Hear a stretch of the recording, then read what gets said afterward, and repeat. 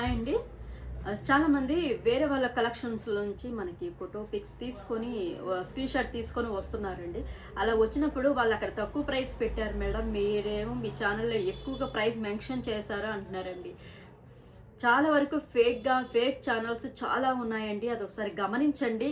Fake channels వాళ్ళు ఏం చేస్తున్నారంటే మనం పెట్టిన ప్రైజెస్ని కూడా వాళ్ళు కాపీ కొట్టేసి ఆ ప్రైస్కి డబల్ అంటే సగం తగ్గించేసి పెట్టేస్తున్నారు.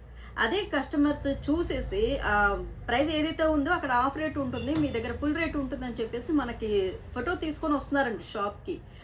మేడం, మీకు ఒరిజినాలిటీగా నేను ఇక్కడ ఇంత షాప్ పెట్టుకొని మీకు వీడియో కాల్లో కూడా నేను చూపిస్తూ శారీస్ ఇలా ప్రైస్ కూడా హోల్సేల్ ప్రైస్ అనేది నేను మెన్షన్ చేస్తున్నాను.